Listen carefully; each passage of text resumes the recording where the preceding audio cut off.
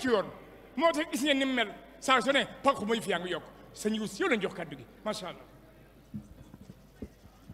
mbokk taalibe yi ne leen jërëjëfe Serigne Touba jërëjëfati Serigne Touba jërëjëfati Khadimal Moustapha moom nag ci ndigal danaa ko introduire kenn mësuma gis ma taxaw yore micro di wax ku dem Touba bërki Dembo Ndiaye bibliothèque boo xam ne boo doon wër sur tout le continent africain amu fi jëmm ji ci ndigalu sëñ Muntaxa Mbàkke yàlla na fi yàgg te wér ànd ak kuréelu Hizbut Tarqiyyah gis ngeen mu liggéey ko ci plus de 3 milliards jël caabi boo xam ne c'est en or assorti de diamant jébbal ko sëriñ bi kon kii c'est notre fierté Hizbut Tarqiyyah c'est la fierté de la Mouridiyya sëriñ Youssou yal na liggéey bi sax yal na liggéey bi yàgg yal na ko Xaadimal Moustapha nangu jërëjëf mënu ma ci woon a bañ a wax loolu kon asalaamualeykum wa rahmatullahi wa barakatuhu dinañ ma jéggal rek ndax bis bi dafa am caractère universel faw li ñuy def ñu xam ne tey lañ koy def waaye dañ ko war a inscrire dans les annales de l'histoire dafa war a am une marque indélébile dans les annales de l'histoire julli gu Sëriñ Tuubaa julli ci géej nekk ci wéetaay def ko tey jii ñu di ko dundal du ngir xew-xew Cheikh Mouhamadoul Mountakha mii tey moo ko tàmbali woon ànd ko kilifaam Cheikh Saliou Mbacké yàlla nañu ko yàlla fayal en 1995 93 la tàmbali mais 1995 dëppook centenaire exil Cheikhul Khadim sëñ Muntaxa mi moo jëkk a yor xalaat bi ànd ko sëñ Saliou soxna Maymuna Mbàkke daal di wax ne maa jiite kuréel bi soxna Sooda Xumma moo topp ci ban ñu koy dundal tey dafa am lu tax dafa am lu Sëriñ Tuubaa jàngale loo xam ne waratu fee jóg nañ ma may nag ma exprimer wu d'abord en français ngir rek mu doon loo xam ne àdduna sépp koy déglu su ma àggalee ci ñaari kàddu dinaa tënkaat wax ak sama mbokki taalibe yi. Au nom de Dieu le clément, le miséricordieux, que la paix, le salut et la bénédiction de Dieu soient sur nous tous. Nous commençons nos propos par des salutations très déférentes et des prières de santé et de longévité à l'endroit de son éminence, le khalife général des Mourides, Cheikh Mouhamadoul Mountakha. Au nom de la présidente du Kourel, Fatali Julli Gédji, Sokhna Soda Xumma, je suis aujourd'hui investi de la charge de délivrer le présent message devant cette auguste assemblée. Permettez-moi donc en toute humilité d'adresser d'abord des salutations très distinguées à l'endroit de l'éminente famille de Khadim Rassoul, hautement représentée ici. Tellement ils sont suffisamment sensibles à la solennité de ce jour qui rappelle un événement inoubliable, qui restera gravé à jamais dans les annales de l'histoire. Parmi ces autorités, nous comptons le représentant du khalife général des Mourides que nous attendons, Serigne Cheikh Mouhamadoul Bachir, qui est le porte-parole du khalife général des Mourides. Il va venir d'un moment à l'autre, Inch'Allah. Nous pouvons également citer notre prestigieux imam, Cheikh Mouhamadoul Fadal, Ibn Serigne Abdoul Khadr, et plusieurs autres dignitaires parmi les membres de l'honorable famille de Serigne Touba. Il y a même une délégation du khalife général des Baye Fall, Serigne Amdi Fall Modou Mbenda, et plusieurs autres représentants des familles des cheikhs de Serigne Touba. Serigne El Hadji Mbacké Yu Faye qui empêchait et représentait également très fortement représentées sur les lieux. Je vais également citer Monsieur le ministre Abdou Karim Fofana, qui dirige une très forte délégation venue représenter le chef de l'État.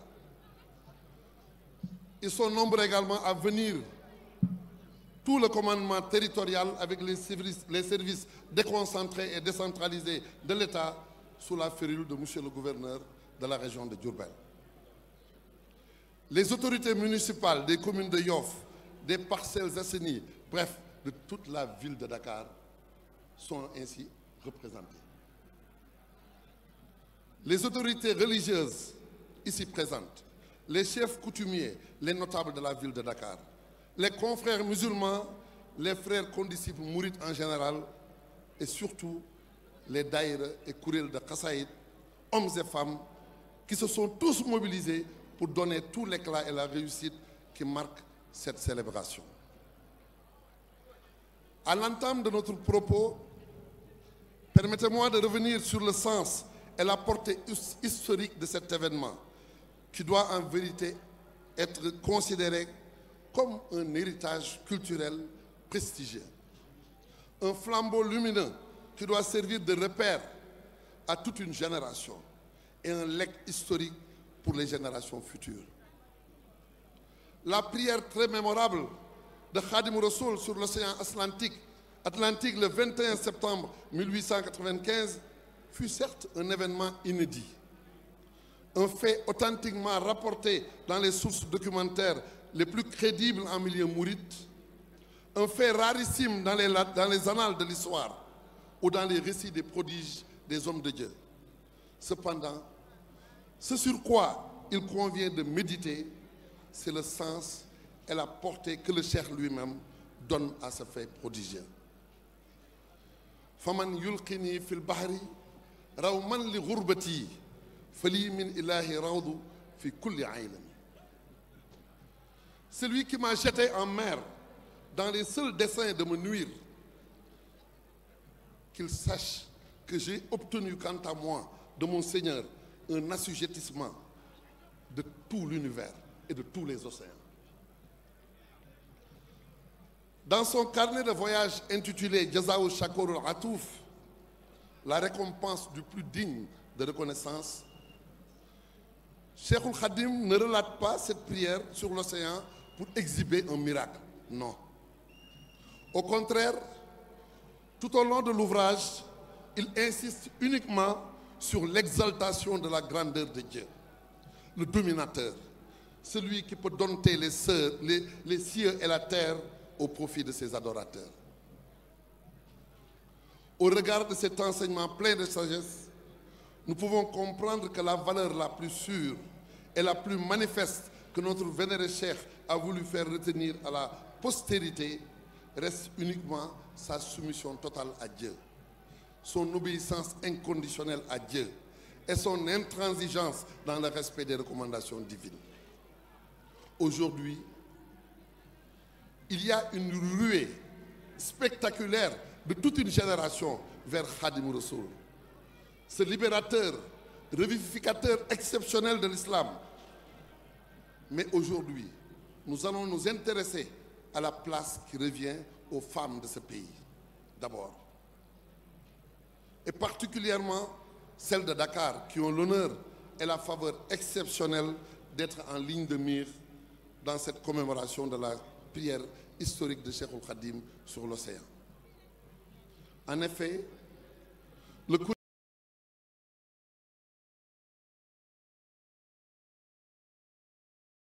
de cette prière mémorable depuis 1995 sur l'initiative de Cheikh Mouhamadoul Mountakha lui-même, avec la bénédiction de Serigne Saliou, a connu dès les premières heures l'engagement et la détermination constante d'une élite féminine, très dynamique et aux actions tout à fait méritoires. Parmi ces vaillantes femmes qui se sont distinguées comme pionnières par leur engagement, leur constance, leur endurance et leur dévotion dans le service de Khadim Rassoul, nous pouvons sans risque d'être contredits, remarquablement distinguer Sokhna Soda Khouma. à l'endroit de qui Sokhna Maïmouna Mbacké avait dit, la fille cadette de Cheikhoul Khadim, elle avait dit, c'est moi qui dirige le Kourel, mais c'est Sokhna Soda Khouma qui me seconde. Aujourd'hui, après 30 années de parcours, Sokhna Soda Khouma a en vérité toutes les compétences requises pour diriger le Kourel, avec son expérience, son honnêteté, son efficacité, sa loyauté, avec lesquelles elle a toujours soutenu tous les dirigeants qui l'ont précédé dans cette charge. Ô vaillantes femmes de Dakar, permettez-moi de m'adresser à vous pour vous exhorter en ma qualité de frère condisciple, compagnon de même but, choisi par le Khalife pour accompagner Sokhna Soda Khouma dans ses nouvelles fonctions.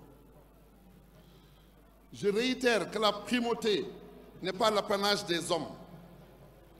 Vous pouvez bel et bien surpasser vos pairs par l'effort dans la quête du savoir, la pratique de la religion et l'assimilation des valeurs léguées par notre vénéré cheikh. Il est vrai que le monde d'aujourd'hui est envahi par des menaces et des agressions de tout genre, mais cramponnez-vous aux enseignements légués par votre modèle, Sokhna Diaratoullahi Mariama Bousso. Sa mission sur terre, qui est de 33 années, a ressuscité toutes les valeurs incarnées par la lignée des prestigieuses femmes de l'islam. Chassez toujours avec la dernière énergie les démons de la division qui vous affaiblissent et vous éloignent de l'agrément de Dieu. Permettez-moi aussi aux valeureuses femmes de Dakar et du Sénégal tout entier de vous rappeler quelques principes intangibles dans l'islam qui doivent retenir toute votre attention pour réussir l'éducation de vos enfants et pour marquer plus que jamais votre adhésion à la cause qui avait valu à notre vénéré cheikh d'être exilé.